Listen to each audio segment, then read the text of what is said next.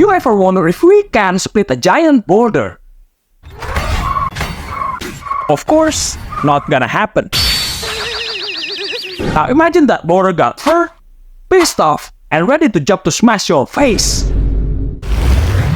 Meet my Bladesinger Moon Druid, a spell-slinging, claw-slinging hybrid where magic meets furry muscle. Chase me? You'll get stung. Try to hit me? Good luck. Run? You're already dead. In this mess of thorns, fury, and fur, I'm dishing out an absolute headache. And without further ado, welcome to the Bladesinger era. The age of spell call begins now. Let's kick things off with a bit preparation first. Set your ability scores like this, preferably 16 decks because you want better initiative. The rest don't really matter, since our ability scores will be replaced with what kind of wild shape we transform into. We're picking Warcaster for a feat to hold our concentration so much better, and Typhon Brawl to make our wild shape better chance to hit and broken damage wise. Itemless wild shape with busted damage. Typhon Brawler working on wild shape shouldn't be allowed. Honestly, speaking of items, I recommend nothing. Might as well go naked. Because of it, Moon Druid's easily up there with the strongest martial, and yes, even better than barbarians. But if you really want to get into the nitty-gritty, wild shape shuts down most item bonuses except for the few shiny toys Lariat intentionally made to play nice with it. So after digging through the wiki, I found Boots of Striding actually do work on wild shape after casting this guy's self. Might have been patched, but in Act 3 against those hellish robots, total lifesaver. Elixir of Power Giant Strength gives a nice damage bump, and Ice Bite Rope in Act 2 is a nice pick. Armor of Agites is great to cast before wild shaping for some extra protection and damage retaliation. But honestly, if you like going naked, you're good to go. With that out of the way, let's get into the main dish, shall we? Let's start our bestial journey as a fighter. A fighter dip grants us our first AC bump, defense fighting style, plus con save proficiency, thus carry over to wild shape. Trust me, we need every little help we can get to keep our concentration going. Next, let's bring in the guest star, one and only Moon Druid, taking it up to level 6. We grab Combat Wild Shape so we can use our action for casting spells. Lunar Man lets us put our spell slots to good use, aside from the stuff we'll be concentrating on later, Wild Shape Extra Attack, and Primal Strike. And the first thing we want from Druid is the almighty Spike Growth, and spend all our second level spell slot on this bad boy. It has massive 60 feet radius, dealing 2d4 piercing damage for every 5 feet enemies move, or when they land in it.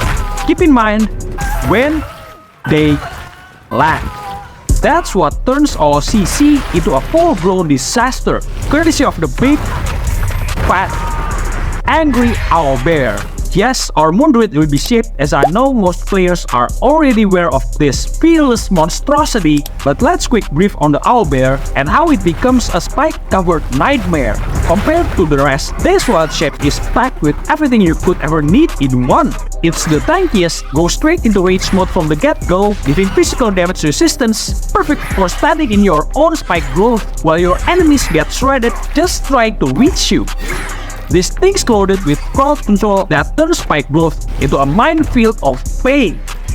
First, the claw hits like a great sword with a built-in shove for 5 feet. Now we force them to move 5 feet while on spike growth, and we'll receive another 2d4 piercing damage.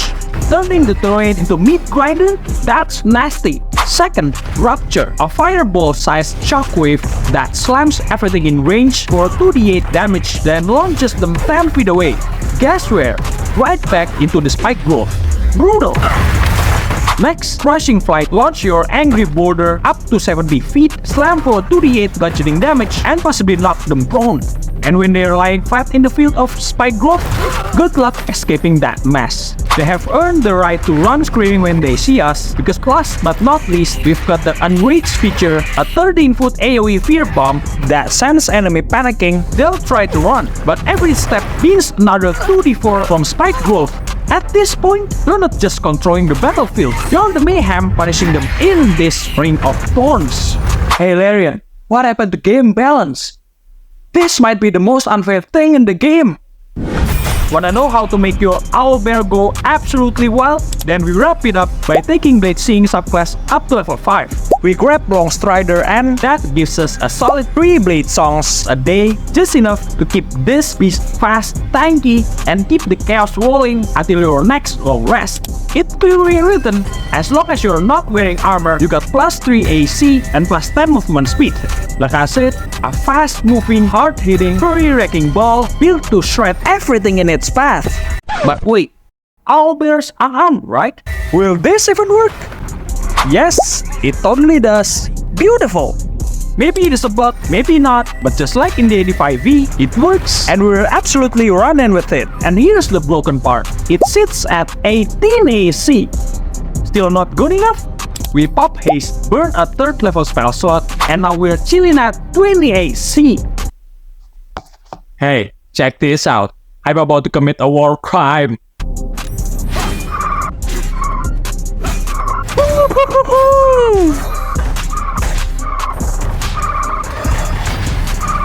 Do you believe chickens can't fly? Well, mine can't, but it can dive bomb from across half the map. With 17 meters of movement, this angry bird will chase you to the ends of the earth across the map. Watch out, watch out, watch out! I believe I can fly. I believe. Up a rooftop, we hunt them all down. Once it lands, 2 action points ready to unload the pain. Unarmored caps us at 3 attacks, so make them count. Double Rupture, or go with 2 claws and a Rupture. Either way, this turkey hits like a tactical nuke. Honorable mentions go to a few spells that still hold solid value outside our main combo. Moonbeam and Cloud of Daggers are great options when you're dealing with bosses or enemies immune to movement-based control like Spike Growth. Both provide consistent, reliable damage over time in a fixed area and can be upcasted. Blink also deserves a nod. It's a powerful defense tool that can keep you safe between wild shapes or while maintaining concentration, especially in tougher encounters. So let's wrap this up with level progression. Early game I'm going Martial? Turns out the best Martial in the game actually a caster. So we rush Tavern Brawler by level 4 to start smashing faces and get extra attack online early. From there, pivot hard into Bladesinger and grab Warcaster to lock in that nasty spiky Owlbear combo. Then, when you hit late game, we spec and dip 1 level into Fighter for that juicy con save proficiency, then we'll trace your multi-class steps. Time to unleash the beast and let's get wild. Round 1, cast your concentration spell of choice, Spike Growth or Haste depending on the fight. Activate Bleed Song to make your claws sing, then wild shape into the big bad Owlbear. The AI loves targeting concentration casters, which is perfect. You're the tank now, let them come. Round 2, start the Rampage. Claw, Stomp, Roar. Don't forget to trigger Unreach or Crushing Fight, Knockbacks, Knockdowns, enter and damage all stack fast. You're not just a bear, you're the whole battlefield. Push enemies into AoEs if you can, but even if positioning's a bit wonky, just keep swinging.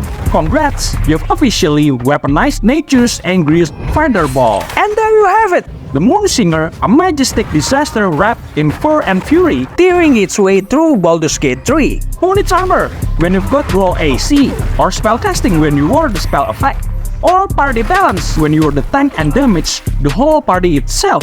With Spike Growth underfoot, Bait Song in motion, and an angry all breezy hybrid, flinging enemies into magical death traps. This build doesn't play fair.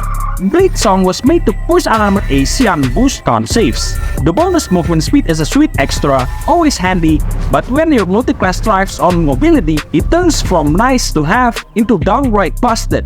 It's a natural match for classes like Moon Druid, Monk, or even Barbarian. Stack it on top of Wild Shape, and you've got a rampaging Owlbear dancing through the battlefield with style and precision. That's it for the video. I hope you enjoyed it and worth your while. Maybe it'll add flavor to your next playthrough, or reminds you of features you've seen before and never get the chance to do something fun. Either way, thanks so much for watching. Until next time.